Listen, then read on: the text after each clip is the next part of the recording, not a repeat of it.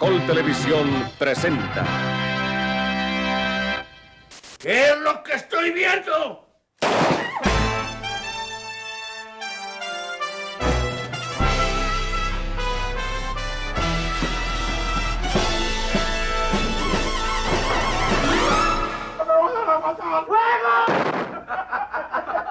La gente califica a la televisión de ser culpable de la violencia en Colombia. No, la televisión retrata la violencia en Colombia. Es muy diferente. De aquí hay que sacar a Jacinto Moncada.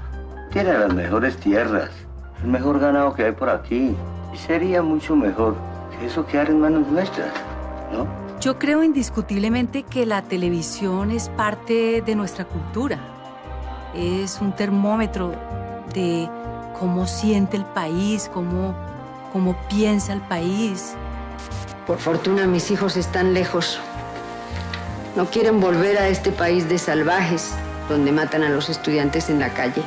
Digamos que la televisión es un arma para bien o para mal, precisamente por lo que la gente cuando ve televisión siente que lo que sucede en televisión es de verdad. Existe y las cosas por estar en televisión suceden. Porque la televisión es como abrir una ventana y encontrarse con una cantidad de cosas, con un mundo maravilloso, espectacular, a veces triste, a veces melancólico, a veces aterrador.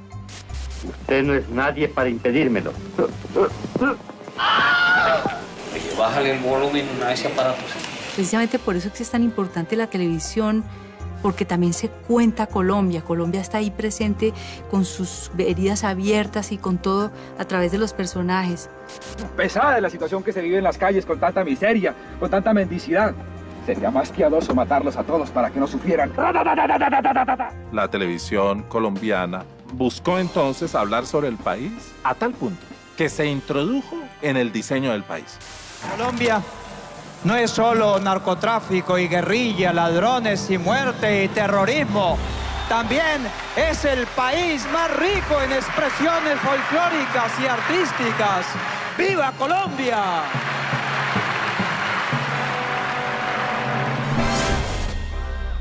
Desde tu inocencia me arrullabas, me decías, soy tu compañía. Tanta risa, tanta vida envuelves mis días. Me hipnotizas con tu magia. Me das alegría, sea verdad o cruel, mentira, tu relato y fantasía. Vanidosa inquina, influencia me domina. No me llenes la cabeza de tonterías. ¿Lista la película? ¿Listo en el estudio? ¿Listo videotape? Grabando. Llegamos a su hogar para formar mejores colombianos. A negro.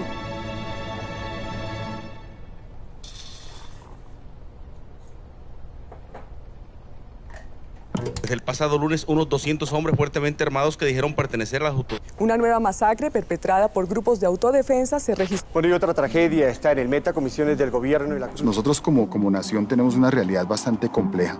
Digamos que ha sido, eso lo sabemos todos, una historia muy violenta y muy caótica. Y por lo menos 10 personas fueron asesinadas esta madrugada. La matanza de 14 campesinos en... 12 personas fueron asesinadas en las últimas horas en Remedios, en el oriente antioqueño. Este es un país que durante muchos años tuvimos la pena de ser colombianos. Nos cambiaron el color del pasaporte a ver si la cosa mejoraba. Entonces de pronto alguien dice, es que vamos a contar además cómo somos.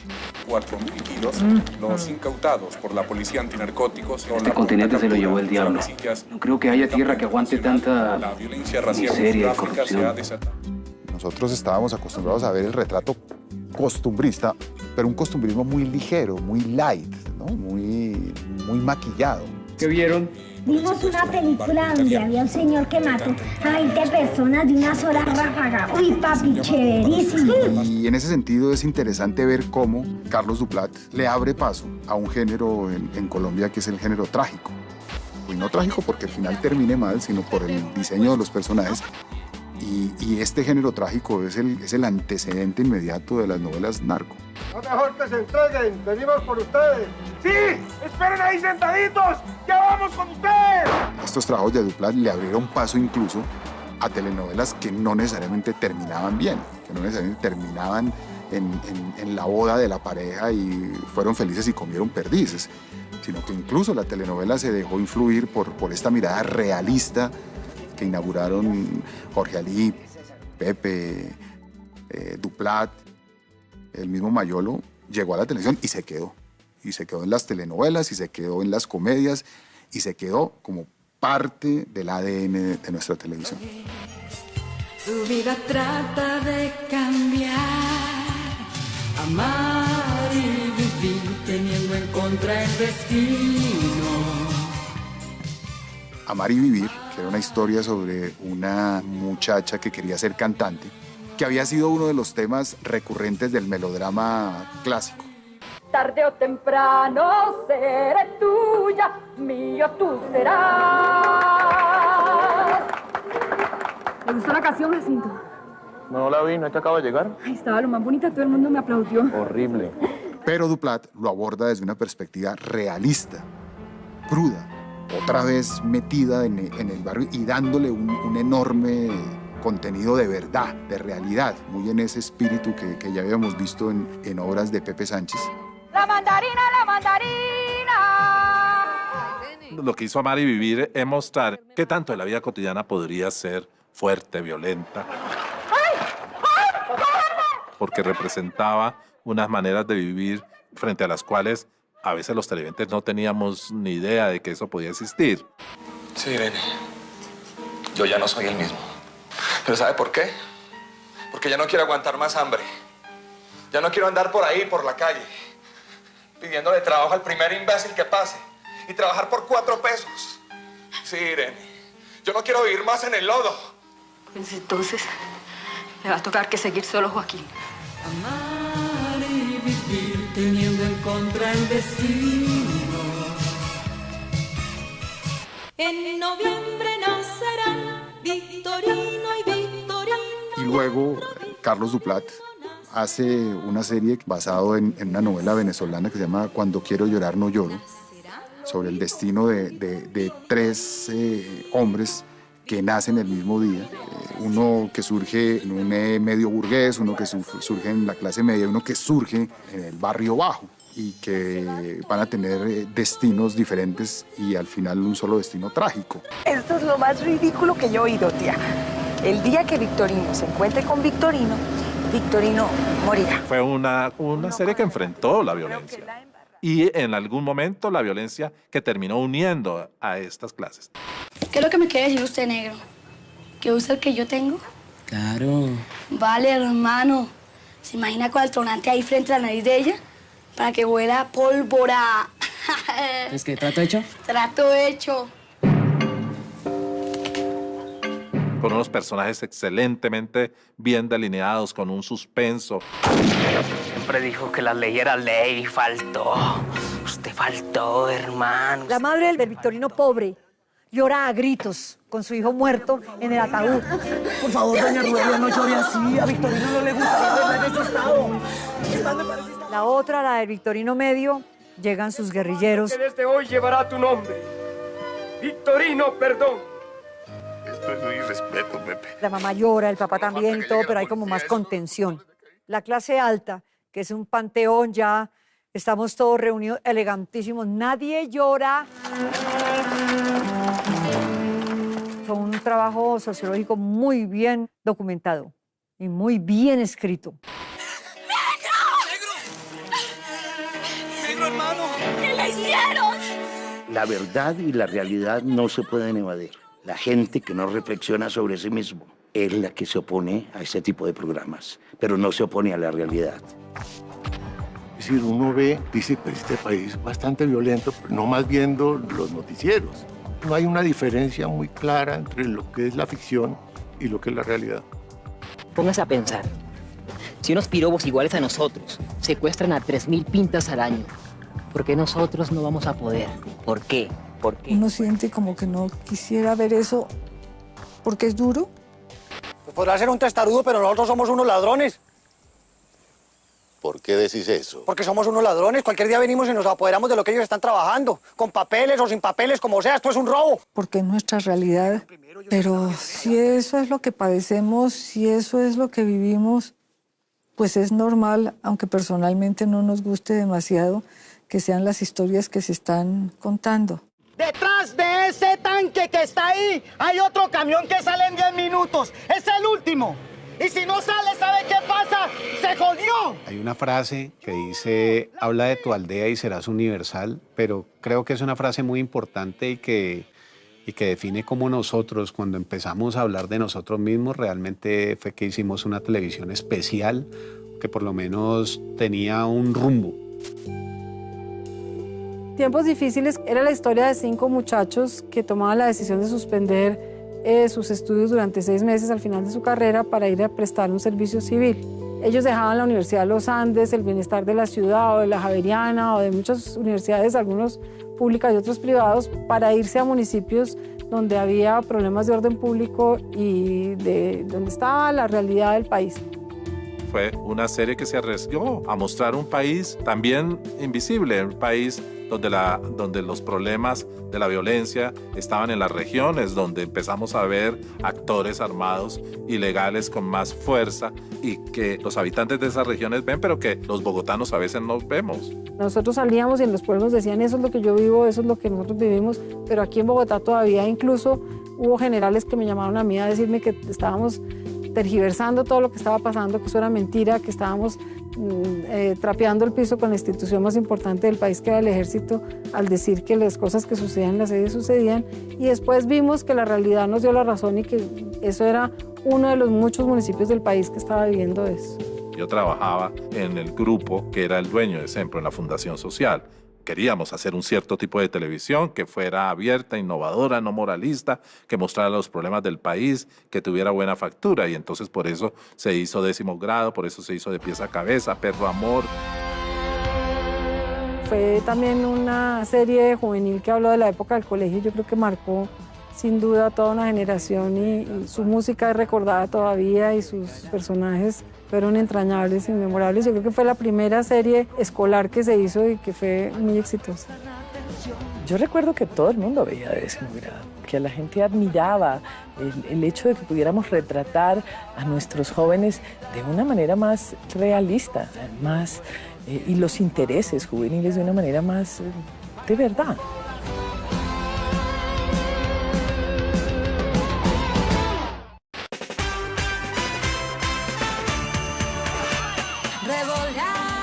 La alcaldía de Bogotá quería hacer un programa en el que los maestros del distrito se sintieran orgullosos de ser maestros y le lográramos dar al maestro la importancia que tenía en la sociedad. Oiga, señorita Rivera, ¿usted conoce a esos tipos? ¿Qué le pasa? Estoy convencido que usted los trajo, ellos no son del colegio. Mire, le advierto una cosa, si esto se vuelve a repetir, hablo directamente con el rector, ¿me entendió? El trabajo era muy real en el sentido de que grabábamos en el INEM de Kennedy. Los muchachos que nos acompañaban, como los llaman, extras, eran del colegio. Entonces esto tenía una realidad completamente dura, porque nos contaban sus historias, éramos amigos de ellos, nos decían, sí, esto pasa acá, lo de la niña embarazada, el que se quería suicidar. Quiero que me mire a los ojos y me diga la verdad. Dígame.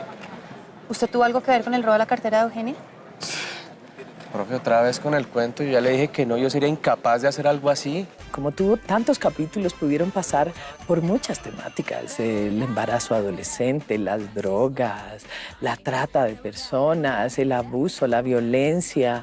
Se tocaron temas que son fundamentales para los muchachos y que por alguna razón no parecen ser los temas de rating, pero lo son. Cuando en mi casa se enteren de que me van a echar del colegio, vea, será paliza la que me gano. Se cucho con lo áspero que es, luego ahí me rompe las cojas, las costillas y... Está llena de nervios, que se pinta, la vamos arreglando, le hacemos la olorosa. Y la televisión de Colombia es la televisión de un país que llegó a tener 92 homicidios por cada 100.000 habitantes, cosa que ni siquiera hoy tiene el país más violento que es El Salvador. Eso pues es doloroso. Para mucha gente es cómo van a mostrar una cosa que nos llena de vergüenza. La masacre habría cobrado por lo menos 20 víctimas. Otros 20 labriegos se encuentran desaparecidos. La gente tiene derecho a la información, necesita estar informada, pero ¿cómo llevar esa información sin que eso genere una distorsión? ¿Quién decide qué es la distorsión? Y la transmisión de la toma del Palacio de Justicia me parece a mí que es un ejemplo de los dilemas que tiene un medio como la televisión. Hasta el punto que tuvieron que interrumpir la transmisión en televisión, el famoso partido Millonarios Unión Magdalena, que a última hora pasaron esa noche, y el país quedó como de pronto en un silencio con respecto a qué estaba pasando en el Palacio. Yo creo que se genera un dilema muy grave. Yo francamente no sé qué es lo correcto en ese caso. Desde hace mucho tiempo nuestras imágenes son imágenes en lucha, en conflicto, para ir tratando de resolver socialmente cómo nuestro país se ve frente a los derechos humanos, a la violencia ejercida por actores armados ilegales. Ese es un ejercicio diario que un país se tiene que hacer. El narcotráfico ha sido la única revolución social que hemos vivido en Colombia. Fue la forma como las clases populares tuvieron la promesa de cambio, de que esto podía cambiar, de que los que mandaban no necesariamente tenían que ser los mismos. Porque estoy convencido de que solo la marihuana puede hacer progresar este pueblo. Si uno hiciera memoria, debería pensar que la primera narconovela que se hizo fue una novela que se hizo hace muchísimos años que se llamaba La Mala Hierba. Yo hice una telenovela basada en la parte caricaturesca de los narcotraficantes de entonces. Era una novela sobre un capo de la marimba y yo creo que en ese momento nadie dijo, mire lo que estamos haciendo, el modelo de comportamiento que estamos reflejando. Incluso se le dio como nivel de obra de culto. ¡Salí de aquí! Creo que yo tengo ahí una deuda que no era tan fácil caricaturizar un conflicto de esa especie, porque creo que una obligación del libretista es contribuir a la creación de valores y no a la creación de estereotipos morbosos que puedan causarle mal a la gente. Yo sé que nunca olvidaré lo que vi aquella noche. Mi hijo empapándose con la sangre fresca de su padre. Ustedes fueron muy crueles. Si viéramos hoy La Mala Hierba, lo que veríamos no es la historia de la marimba, sino una historia de un periodo del país. Así que ustedes fueron los asesinos de mi hermano, ¿no? Me alegro que hayan venido. Quiero mandarle un abrazo muy fuerte. No pierdas tiempo diciendo tonterías, Magnum. Necesitamos que el río se los trague enteritos. Yo pienso, por ejemplo, que el tema de violencia en nuestro país es importantísimo de tratar, que nosotros no podemos cerrar los ojos y decir aquí no ha pasado nada y sigamos haciendo novelas costumbristas. Ya saben, ¿no? Calmaditos, no vayan a gritar, no vayan a hacer escándalo. Si colaboran, a nadie le va a pasar nada. Te bajas de reloj. Te bajas de reloj. Es necesario contar estas historias y yo pienso que realmente nosotros no tenemos otro medio masivo para eso. Y nosotros tenemos que contar nuestras historias porque son nuestras, nos pertenecen y podemos caer en la tentación de dejar que otras personas nos cuenten nuestras historias. La mayoría de los extranjeros ignoran que existe Colombia en el mundo. Auma, Vialeli, auma. Ellos piensan que aquí es una selva y que todavía andamos con guayuco. Las primeras series y novelas que hablaban del narco se centraron en el narco, en las excentricidades del narco, en esa realidad que todos sabíamos que existía, pero que por muchas razones nunca se había asomado a la televisión. Y en el canal Caracol, cuando Cristina Palacio llegó con la idea de hacer el cartel, todos dijimos, miércoles, nos van a poner una bomba o algo va a pasar acá, porque ese había sido un tema que había estado vedado. El cartel de los sapos es una historia de Colombia contada desde el punto de vista narco. Cuando uno veía esa telenovela, uno lo que veía era la otra historia que no vio en un noticiero de televisión. Nosotros hemos visto que Rostro José Serrano era el mejor policía del mundo y en la historia de los narcos no, era un tarado mental que al que le mandaban los muertos para que los presentaran en televisión. Entonces, fíjense que hay dos versiones de la historia. Entonces, me parece que es interesante y es para dejar de matarnos tenemos que contarnos. Porque me metieron con el que no era repiruca. ¡Habla pues! ¡Habla! Yo decía, no, quitemos el trasfondo de narcotráfico, quitemos el trasfondo de que ponen bombas y disparan.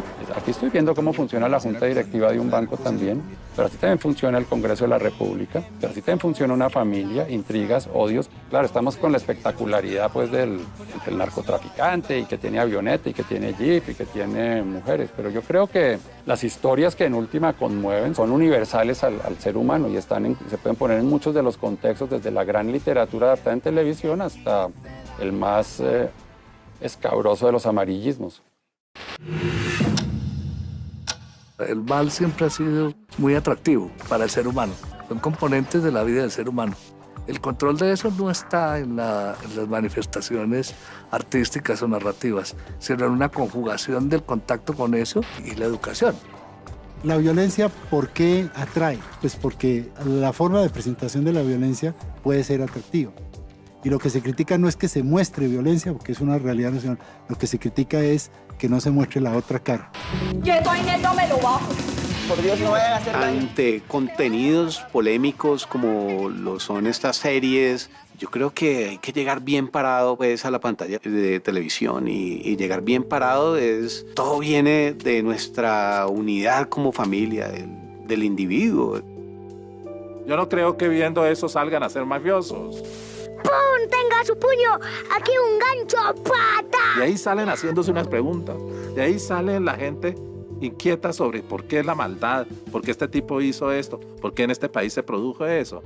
Lo importante es que hubiera más respuestas a esto.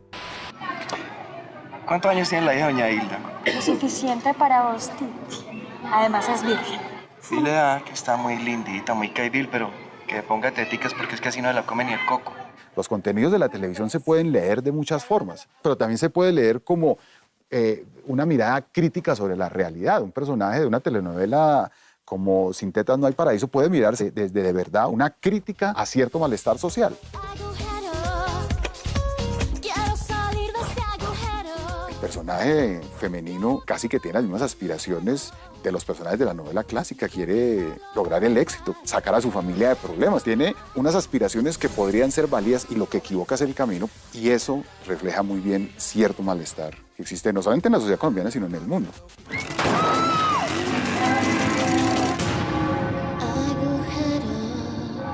La gente puede y debe sentirse con malestar en el momento en que lo quiera. Y lo importante es expresar el malestar a través de la discusión pública, a través del lenguaje, a través de la palabra y no a través de las armas. Normalmente la gente que critica la televisión, la que dice que una serie como tal le hace mal o daño a la gente, es porque asume una actitud superior de que el pueblo no sabe y que ellos sí saben ver televisión. Si ojos tienen que no me vean, si manos tienen que no me agarren, si pies tienen que no me alcancen, no permitas que me sorprendan por la espalda. Amén. Rosario Tijeras salió el libro y era literatura, arte. Dijeron que era el nuevo García Márquez, que qué maravilla, que qué espectáculo, porque eso lo vamos a leer nosotros los que leemos. Entonces el pueblo no va a leer esto, entonces nosotros somos unos genios para leer. Después vino la película y todo el mundo, qué maravilla película, todo hubo lanzamiento, fue el alcalde, el gobernador, el presidente, qué película, el cine nacional triunfa. No lo vio nadie, pero triunfa. Y después vino la serie de televisión, sí, qué problema, no, ahora sí la gente, ahora este país se dañó, ahora sí la gente va a imitar a Rosario y a todos los sicarios de la comuna. Entonces ahí sí hay un descreimiento en las capacidades del pueblo y en las capacidades de la gente de ver televisión que me parece que es terrible. O sea, la gente tiene clasismo con un aparato como el televisor.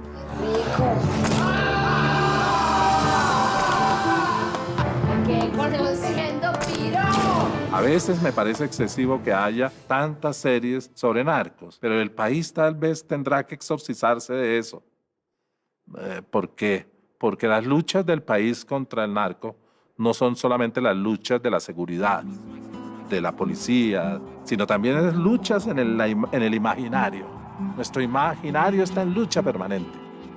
El éxito o el ruido o el escándalo, lo que sea que han producido estas series que abordan el tema del conflicto social, es una forma como finalmente la sociedad ha tenido una explicación, no necesariamente la verdadera, Pero nosotros necesitamos explicaciones, nosotros necesitamos saber por qué acabaron a bala un grupo político, necesitamos saber por qué acabaron con 3 candidatos presidenciales para unas elecciones, es decir, nadie nos ha contado eso.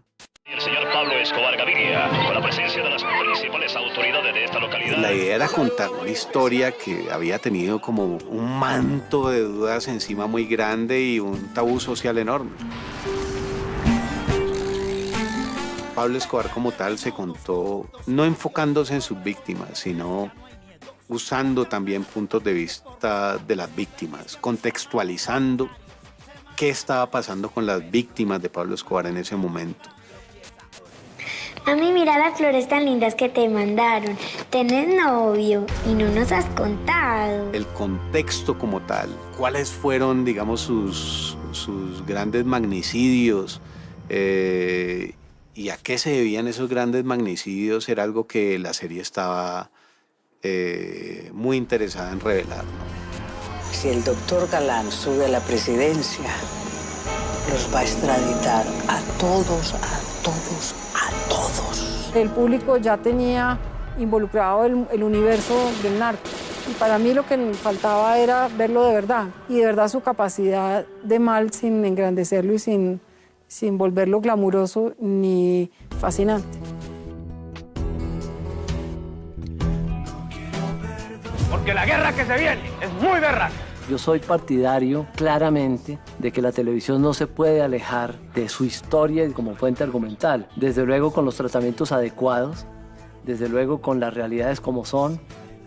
Cuando me tocó lo de los 3 Caínes, era muy complicado por muchas razones, porque es una historia reciente. Es un personaje que sus víctimas todavía no han sido reparadas en Colombia. La mitad de estos victimarios todavía están vivos. Unos están en Estados Unidos, otros están acá. Nunca repararon, nunca pasó nada. Y desde el principio con los directores y con el libretista queríamos mostrar a este ser humano, porque lo era, que era un villano y un genocida. Y sobre todo era un hilo muy delgadito. Nosotros en cualquier momento podíamos pasar por encima de las víctimas por querer contar otra cosa. O estar con las víctimas y no contar también muchas cosas que pasaron en la realidad. Luciano, yo no me inventé las autodefensas. Lo que pasa es que nosotros lo volvimos un monstruo de 7 cabezas. Es hora de que las autodefensas le pidan perdón a Colombia. Mucha gente en la calle me decía, yo pensaba que los paramilitares eran unos campesinos de Ruana que defendían parcelas. Y con la serie que yo vi, yo no tenía ni idea que eran políticos, empresarios, dueños de tierras que se robaban, desplazaban con el cuento de vengar la muerte de un padre. Yo creo que uno tiene que tener cuidado de mostrar la historia como es. Primero, de que al televidente no le quede la sensación de que el crimen paga, porque hay una responsabilidad de medio que debemos tener. ¿Qué me llama la atención? Que cuando el país, por fin, después de muchas décadas, aparecen por primera vez las víctimas, me parece un despropósito, una producción en donde es la historia de uno de los más grandes victimarios de este país. Creo que el hecho de que el personaje más violento de todos sea el protagonista, sea el actor más bello, sea con el que la gente se quiere quedar, es absurdo. Considero que para todas las víctimas de toda esta violencia es una falta de respeto. La gente en Colombia quiere ver televisión, pero que los canales no se engañen. La gente no quiere ver lo que le están dando ahora. No quiere ver una violencia injustificada, gratuita. Que hagan encuestas, que salgan a ver el pulso. ¿Por qué cree que tanta gente se está pasando a ver otras cosas que no son la televisión colombiana? No está mal que lo hagan. Lo que está mal es que sean una sola punto de vista. Chéverísimo que hubiesen muchos más relatos para engrandecer el relato de la violencia, el relato del narco, el relato de lo paramilitar. O sea, necesitamos más en televisión para poder ver los diferentes tipos de relatos para eso. El cuento no es dejar de contar. La televisión tiene que llegar ahí y que encontrar los mecanismos de contar esa historia, porque la televisión también es memoria histórica. En este país es ridículo que pasen cosas por televisión y acerca de eso no haya ningún debate, no haya ningún diálogo público, que los mismos canales no armen espacios de discusión de eso. El problema no está solamente en que el televidente se vaya. No. o que apague. No, no, no. Debe ser todo lo contrario.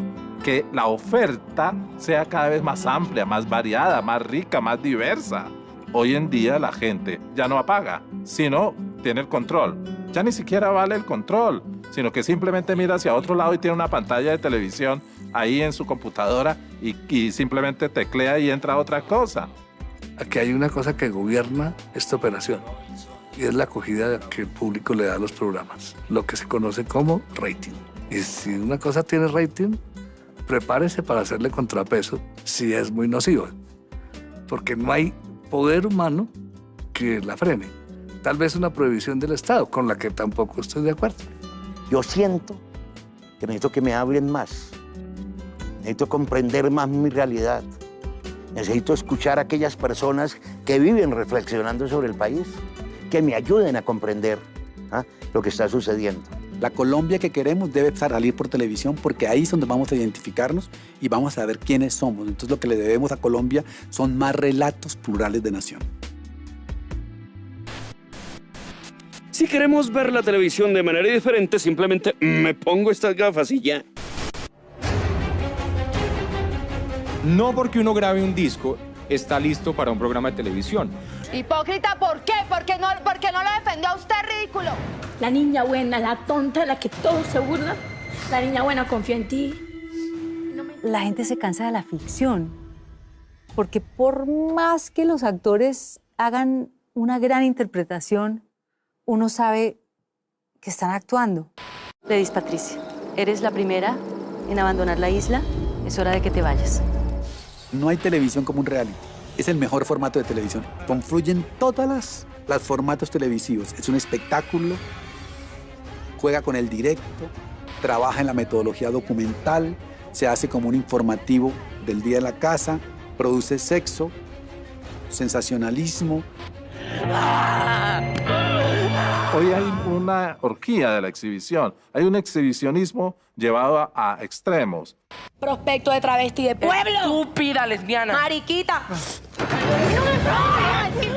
En este caso, reality es un simulacro. No es realidad, es el simulacro máximo de la realidad. Nace porque la gente se da cuenta y los productores se dan cuenta que a la gente le gusta verse en otros. Y que a la gente le encanta que haya novela de su novela diaria. Bueno, entonces nos vamos a casar. Claro, cuando llegue. Ay, amor. Pero realmente es fascinante ver al ser humano comportarse como realmente es. ¿Qué maleducado? Dime qué maleducado está. Escucharte más, o sea, dime qué La existencia de dos canales nos han llevado a que cada año nos den los mismos realities y entonces ha sido terrible, o sea, repetición, Desafío 87, ya hace lo mismo y la gente lo ve, o sea, entonces también uno como, ¿cómo puede criticar eso si tiene buen rating? Entonces yo creo que el reality sí es un formato para explorar muchísimo más, sería súper interesante comenzar a crear más reality hecho desde Colombia.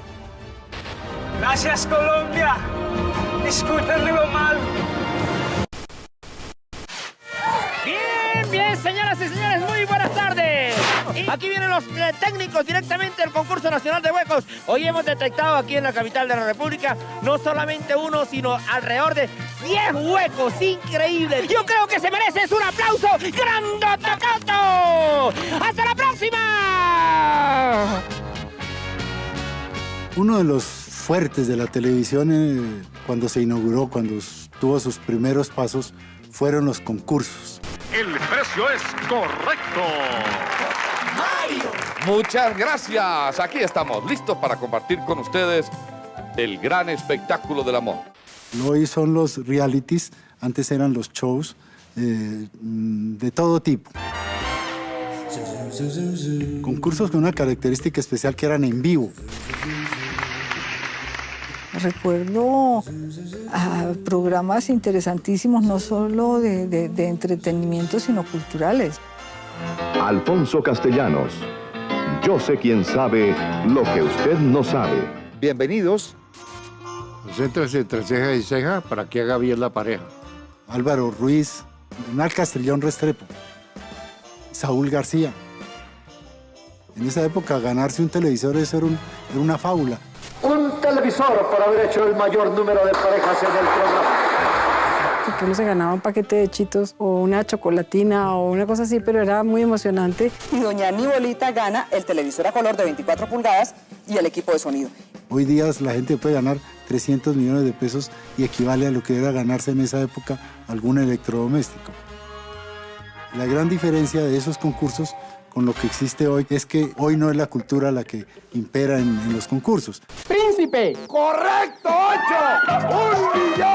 1.052.000 pesos. El programa del millón. El programa del millón.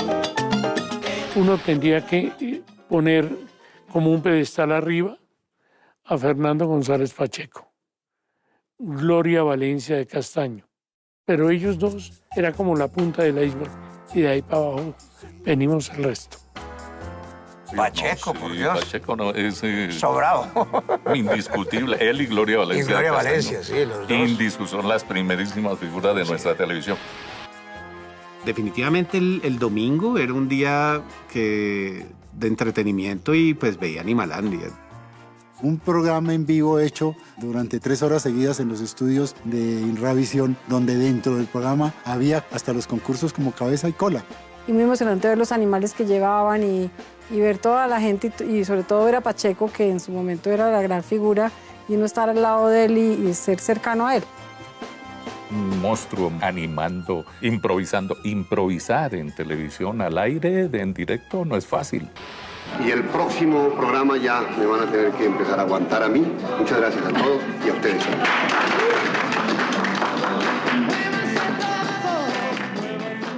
Yo he sido un admirador de Fernando y de su trabajo. Y se me acercó y me dijo, hermanito, ¿usted quiere triunfar en esta vaina como animador? No invente, sea usted mismo y diviértase. Y así lo hicimos y nos fue muy bien. A ver, es como estar uno casado, bien casado, o vivir con una computadora. Bien.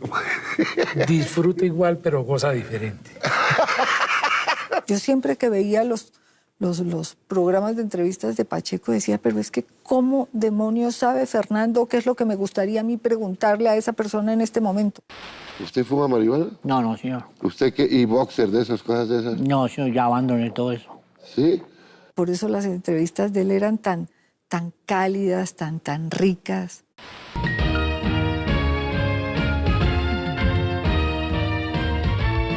Gloria Valencia de Castaño.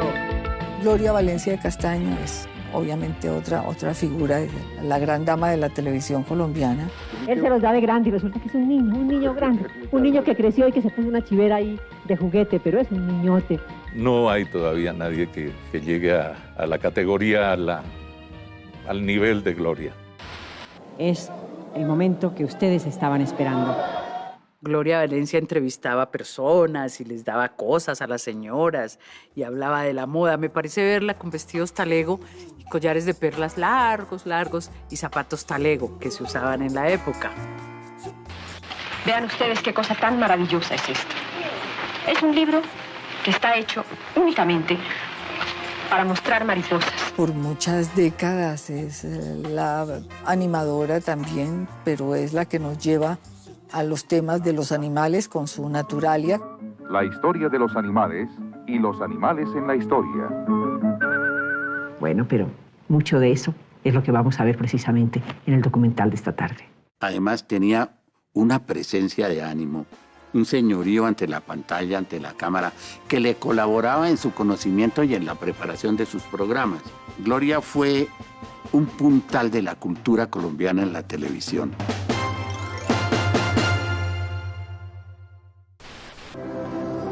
Saludos amigos, les habla Julio E. Sánchez Vanegas, hoy desde Moscú, mañana desde cualquier lugar del mundo. Yo recuerdo que Julio era para nosotros quienes empezábamos un paradigma, ¿no? Por ejemplo, cuando le dieron el premio Radoga en Rusia, lo veíamos los periodistas con envidia, ¿no? Yo no digo que eso de la buena, con física envidia lo veía. Viajaba por el mundo, hacía transmisiones de todas partes. Recuerdo que una vez fui a Londres, llegué por la mañana, hice una entrevista y me vine por la tarde. Son Concéntrese. Para mí, el que más sonó fue Concéntrese. Era de inteligencia y de memoria. Concéntrese para que no se le olvide, dice el viejito. Muy buenas noches, amigos televidentes de todo el país. Este es su programa Concéntrese. Con este concierto, Producciones GES inaugura sus estudios nuevos para toda Colombia, que son preciosos. La primera empresa colombiana de televisión a color. Lo inicié, como le dije, en 1967 y yo traía a los mejores artistas del mundo a Espectaculares GES. Muy buenas noches. Espectaculares GES trae hoy un programa muy especial para recordar la música que hace mucho tiempo nos hizo sentir jóvenes y que aún hoy lo sigue haciendo. Estamos a expectativa de conocer los nombres de las 5 finalistas en este episodio del concurso Miss Universo para 1983. Cuando íbamos a hacer Miss Universo desde Atenas, dije, tengo que inventarme una frase muy buena. Y ahí nació la frase, hoy desde Moscú, mañana desde cualquier lugar del mundo. Nos sirvió mucho de inspiración el trabajo de Julio Sánchez. Muchas gracias, maestro. Me debe un piropo. La Gran Muralla China es una de las 10 maravillas del mundo moderno. Bueno, yo comencé en la televisión privada haciendo un comentario que se llamaba El Mundo al Revés y yo aparecía parado en la cabeza en el año 75. Entonces yo comentaba cosas extrañas del mundo. Cuando comencé a manejar los programas de televisión del Congreso, salíamos por Colombia acompañados de ellos para mostrar la problemática. Me comenzó a nacer a mí ahí esa idea de hacer cosas tipo documental. En el año 76, después de una caminata y una travesía de una semana por el País Vasco, logramos entrevistar a los guerrilleros de la ETA. Ese espíritu periodístico lo llevó a dar vueltas por el mundo entero, a meterse en cosas peligrosas, inclusive, pero a sacar cosas de las que ya estábamos hablando hace un rato, cultura, educación. Esta es la 6ª toma de la escena número 39 de la película El Día Perfecto. Y cuando lo plantearon, y semanalmente sí, ¿y cómo? Pues yo no sé, pero lo hacemos, ¿no? Y arrancamos y duró 24 años. Yo más o menos me transaba era en mostrar el lugar y buscar una frase del lugar, una imagen o un sonido del lugar para identificarlo. Ahora es un lugar para el turismo, lleno de italianas en bikinis pequeñitos, tan pequeñitos que a veces desaparecen.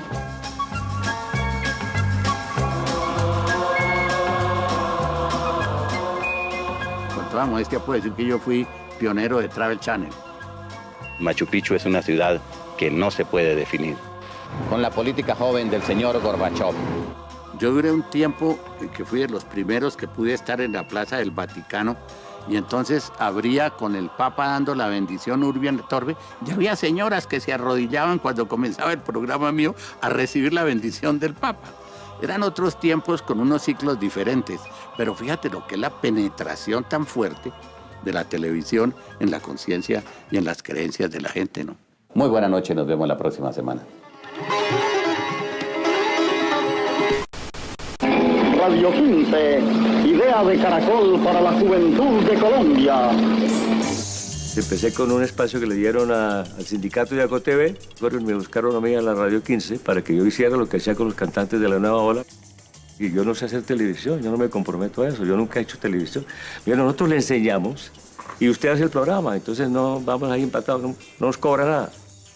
Los italianos hacían en esa época un programa que se llamaba Estudio 1.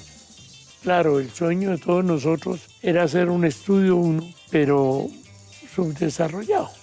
Eso que pensaba yo que era una cosa de 3 o 4 meses duró un año, con un éxito tan increíble que tanto que Caracol, que no pensaba todavía entrar en televisión, entró a licitar en televisión al año siguiente.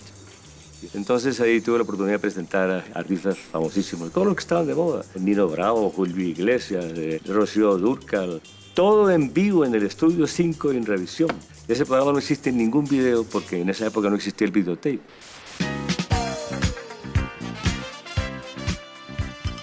Este año seguiremos bailando. Baila de Rumba es el nuevo programa de Caracol, los viernes a las 6:30 de la tarde.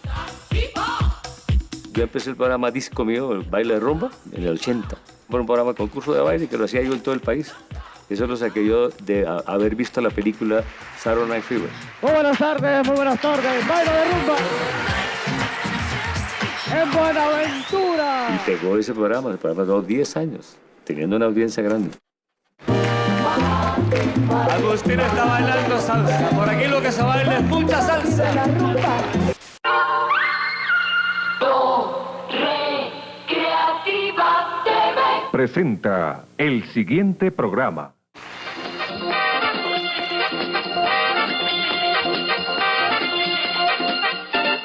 Hola amigos, bienvenidos a la hora con más música. En esa época también empezó Jimmy Salcedo y mantuvo su programa con las supernotas y con todo su grupo, que te pasaba la música de moda, trabajaba sobre el tema de actualidad y tenía montajes coreográficos, tenía una buena coreógrafa, pero no tenía competencia. Bienvenidos al musical de Punch. Hoy nuestro invitado especial es Jorge Villamil. Te recordaré aquellos ojos verdes. Me gustaba el programa de Jimmy por la frescura, sobre todo en las cosas que se hacían bajo la creación y dirección del Culebro.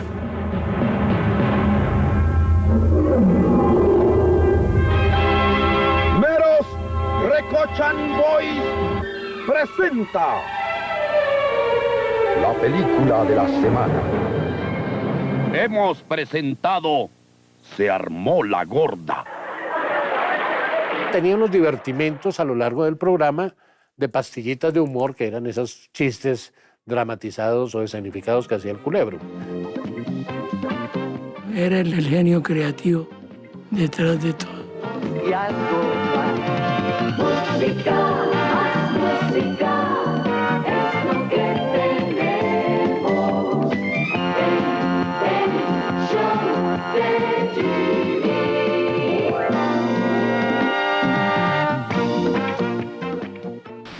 Qué orgulloso me siento de ser un buen colombiano. En medio de la guerra interna que vive Colombia, hay un hombre que con bailes y canciones arranca gritos y lágrimas a los colombianos. Su nombre es Jorge Barón y su mensaje es la paz. El siguiente es un programa de Jorge Barón Televisión.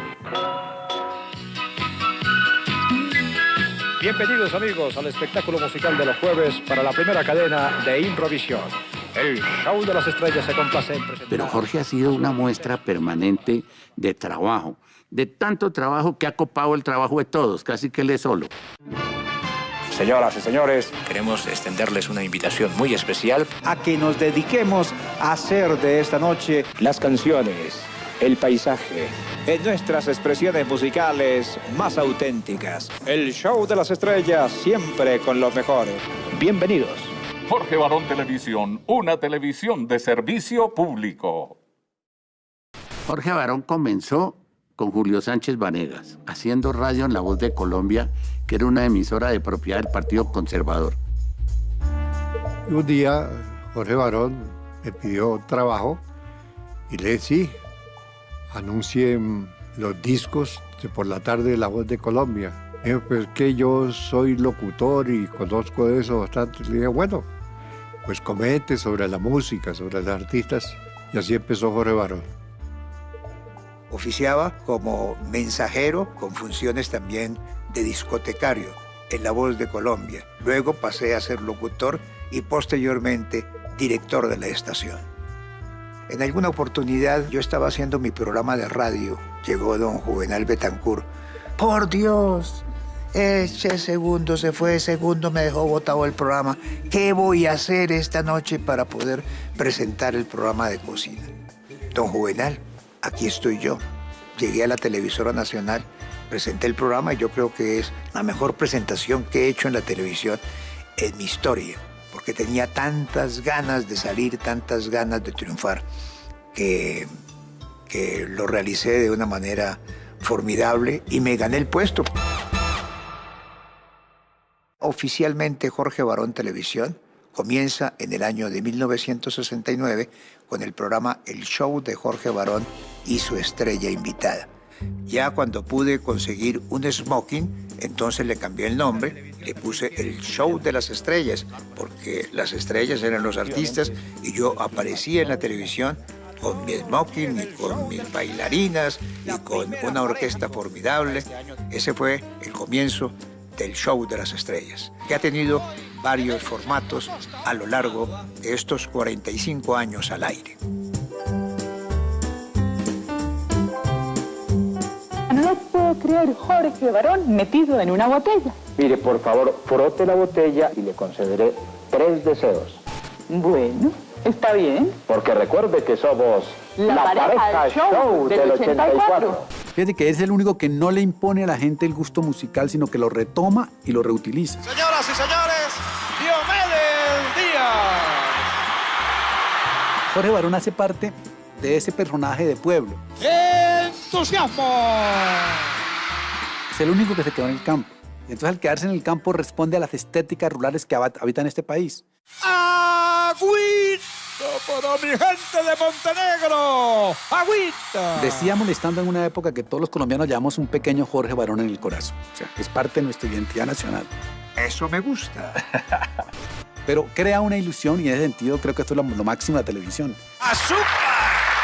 ¡Entusiasmo! Ha sabido mantenerse ilusionándonos como el gran héroe rural que teníamos en este país. ¡Entusiasmo! Es hora ya de acostarte, vámonos a descansar, pero antes hay que lavarse y los dientes cepillar. Buenas noches, buenas noches, buenas noches. Hoy en día en la televisión que se produce en Colombia también han migrado personal, artistas, fotógrafos, actores, directores, libretistas que provienen más de otros ámbitos como el cine o el cine publicitario. ¿A su merced le provoca conseguir televisor? Ay, pero dígame, esa ha sido la ilusión de toda mi vida. ¿Se imagina la compañía que sería para mí un televisor? Yo le debo mucho a la televisión, le debo muchas cosas. A mí la televisión no me debe nada. ¿Qué se necesita ahora? Creer que nuestros productos realmente son productos que pueden trascender en la historia y en el tiempo y hacerlos así. La televisión me ha dado todo y yo también le he dado mi vida a la televisión. Le hace falta a la televisión colombiana salirse del miedo, salirse de como ciertos condicionamientos, de ciertos hábitos. Yo siento que le hace falta riesgo. Sí, listo. Este es el apartamento del tipo ese que compró el televisor hace como 2 años y nunca lo pagó. Margalida Castro le debe todo a la televisión colombiana. Si no nos mostramos en imágenes, en historias, no nos reconocemos. Y al no mostrarnos y no reconocernos, no nos preguntamos cómo es que estamos siendo lo que somos. Estoy muy contento en ese sentido de haber sido parte de esta historia. El afecto de los colombianos, que es mi más grande tesoro. Lo ven a uno y le dicen, hombre, carajo, mire, gracias por hacernos reír este lord. No. La televisión ha hecho que yo conozca la felicidad. Lo único que yo le puedo decir a la televisión es gracias, muchas gracias. Tenemos que seguir viendo nuestra televisión, la televisión colombiana, con mucho entusiasmo.